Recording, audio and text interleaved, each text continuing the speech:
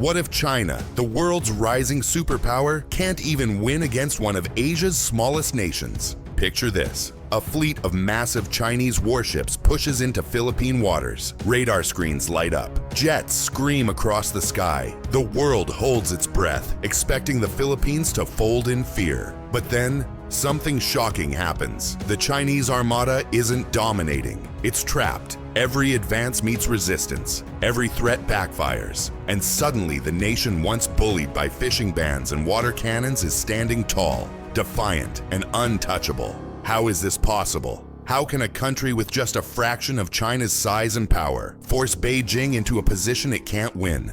This is not speculation. It's a new reality that military analysts across the globe are beginning to admit. China may have built one of the world's largest militaries, but in a war with the Philippines, its might could crumble into weakness. Stay with us, because in this investigation, we're going to uncover the hidden reasons why a Philippine victory is no longer a fantasy. It's a nightmare waiting for China's past dominance. For decades, China ruled the South China Sea like a giant with no rival. Its navy expanded at record speed, launching warship after warship, while satellites and radars blanketed the region. Fishermen from the Philippines, Vietnam, and Malaysia suddenly found themselves harassed by Chinese Coast Guard vessels, blocked from their own waters, threatened with water cannons, and sometimes even rammed at sea. The Philippines, with its small and outdated military, looked utterly helpless. Entire reefs and islands were seized in slow motion. Artificial islands, fortresses made of sand and steel, rose out of the ocean, bristling with runways and missile platforms. China didn't just flex its muscles, it planted its flag on contested territory and dared anyone to challenge it. The message was clear. China was the undisputed master of Asia's seas, and the Philippines, it was seen as nothing more than a pawn. Too small, too weak, too divided to ever fight back. But history has a strange way of turning, because while China's navy grew larger, its ambitions also grew heavier, stretching its power thin. And while the Philippines once bowed to intimidation, a quiet transformation was taking place. Alliances were forged, weapons were modernized, and the spirit of resistance began to rise. Today, China still has the numbers, but numbers alone no longer guarantee victory. The Philippines is no longer the same weak nation it once was, and Beijing knows it. The US factor, America's return. If there's one reason China can no longer treat the Philippines as easy prey, it's the return of the United States. For years, American involvement in the region faded, leaving space for China's rise. But that era is over. Through the SAC, Enhanced Defense Cooperation Agreement, EDCA, Washington has regained access to key Philippine bases, some of them placed in locations so strategic they change the entire balance of power.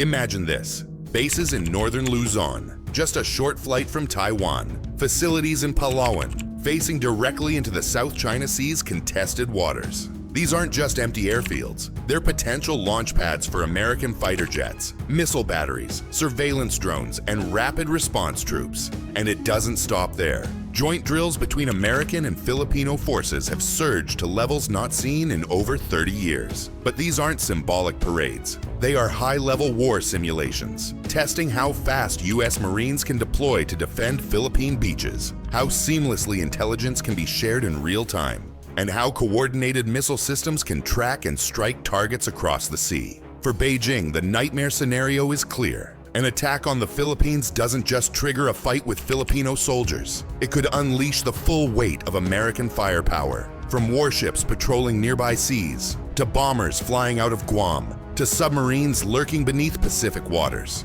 And here's the danger for China. Once American boots are on the ground and American jets are in the air, the conflict escalates instantly from a regional clash to a confrontation with a nuclear-armed superpower. That is not a gamble Beijing can afford to take. And this is only the beginning. Before we reveal the ultimate reason China can't win, make sure you subscribe so you never miss the truths the headlines won't tell you. Because the Philippines isn't just relying on allies anymore, it's building a shield of its own. Philippine military modernization. For decades, the Philippine military was dismissed as outdated, armed with aging aircraft, rusty ships, and little more than courage. But under President Ferdinand Marcos Jr., that image is vanishing.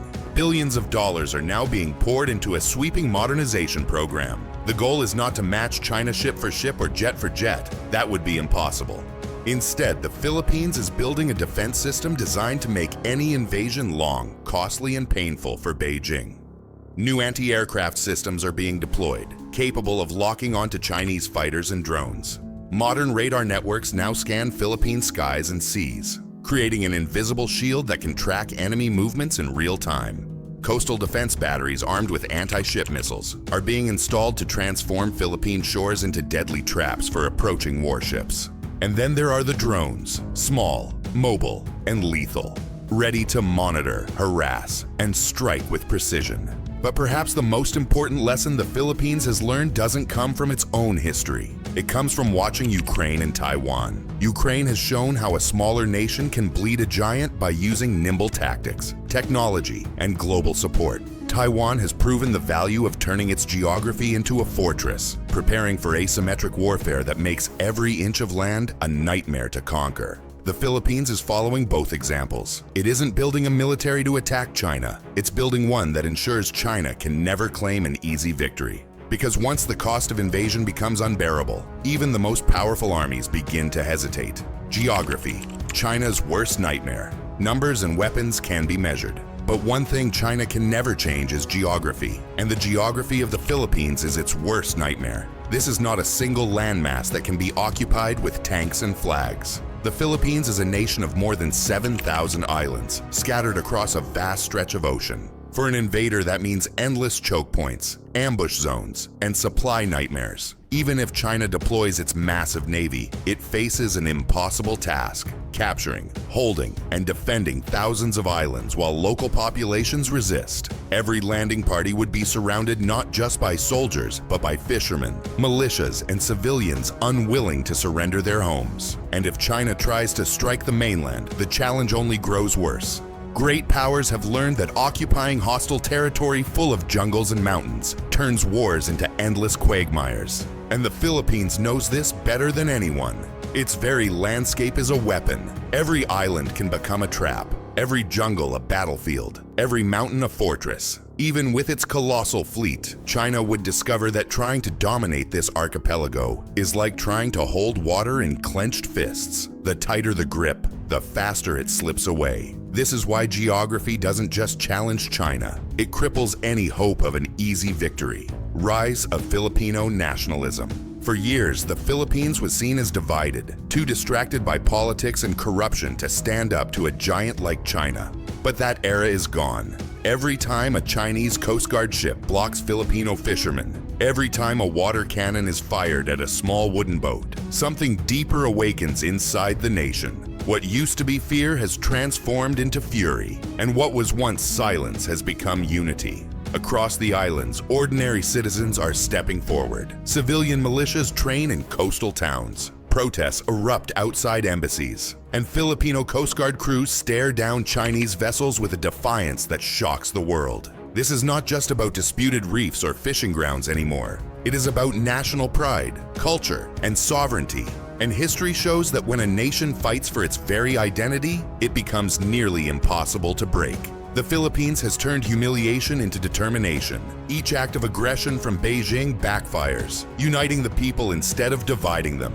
Every insult strengthens their resolve, and every confrontation on the wave spreads across social media, rallying even more support at home and abroad. This surge of nationalism means that China wouldn't just be fighting an army, it would be fighting an entire nation. And when the will of millions stands against occupation, victory is no longer about firepower, it's about spirit. And the spirit of the Philippines has never burned brighter. International support and regional coalition. China once believed the South China Sea was its playground. No one dared to challenge its rise. But today the region looks very different, because the Philippines is no longer standing alone. Japan has stepped forward, pledging military aid and sharing advanced technology. Australia has joined patrols, its warships sailing alongside Filipino vessels in contested waters. And even ASEAN neighbors are finding their voice, reinforcing their own maritime claims, and quietly aligning with Manila's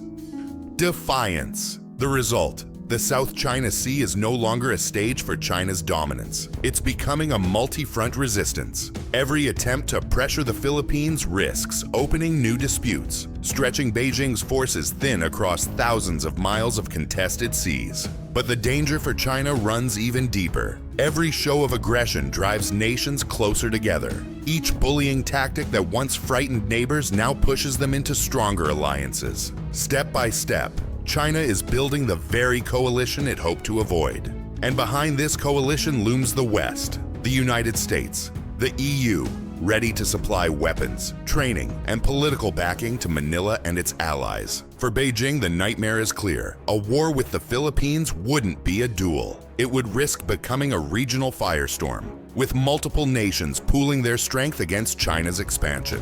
Isolation is the one thing a rising superpower cannot afford. And yet, every aggressive move in the South China Sea brings China closer to that very fate. Cornered, surrounded, and opposed by the world. Information and legal warfare. China's sweeping 9-line claim in the South China Sea was illegal. Beijing rejected the verdict, dismissing it as meaningless. But for the Philippines, that ruling has become a legal weapon, one it now wields on the global stage. Every time Manila brings the dispute to the United Nations, every time diplomats cite the ruling in meetings with allies, China is forced into a corner. It cannot erase the verdict, and it cannot convince the world to ignore it. Instead, the judgment hangs over Beijing like a permanent shadow, fueling stronger alliances and opening the door to sanctions, blockades, and international condemnation. But the battlefield isn't just in courtrooms. It's also in the court of public opinion. And here, China is losing badly.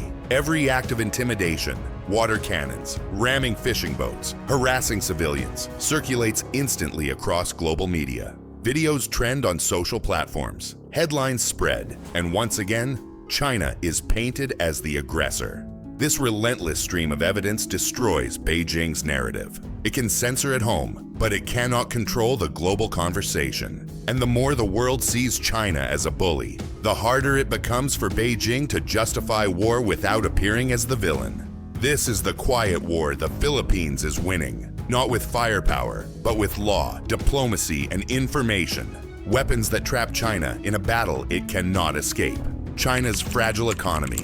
On paper, China's economy looks unstoppable. Factories powering global trade and massive foreign reserves. But beneath the surface, cracks are spreading. Growth is slowing. Youth unemployment has soared to record highs, leaving an entire generation restless and frustrated. And foreign investors are pulling out, wary of government crackdowns, rising debt, and an uncertain future.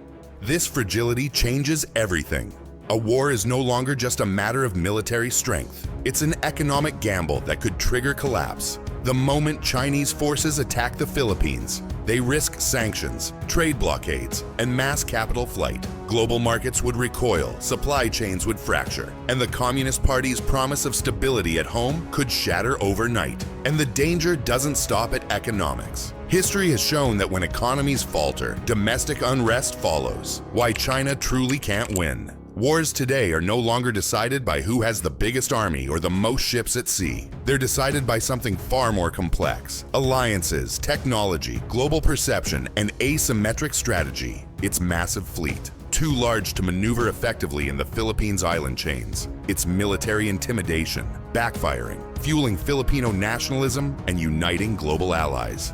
Vulnerable to sanctions and investor flight the moment war begins. Meanwhile, the Philippines has played its cards with precision. It has learned from Ukraine how to bleed a stronger enemy. It has learned from Taiwan how to turn terrain into a fortress. And it has mastered the art of information warfare, ensuring China looks like Tuyi, the aggressor every time it lashes out. The result: a smaller nation that once seemed defenseless now stands as a symbol of resistance, backed by coalitions, armed with new strategies, and protected by a global spotlight. This is why China can no longer guarantee victory. Because the moment it fires the first shot, it doesn't just fight the Philippines. It fights the world and itself. The message is clear. The Philippines is no longer alone, and China is no longer untouchable. This is a new era where even small nations can resist giants, not with size or numbers, but with courage, alliances, and unbreakable unity. The Philippines has turned its weakness into strength, its fear into defiance, and its isolation into global support. And that is why China can no longer guarantee victory. If you found this eye-opening, subscribe now and tell us in the comments, do you think China will ever dare to start this war?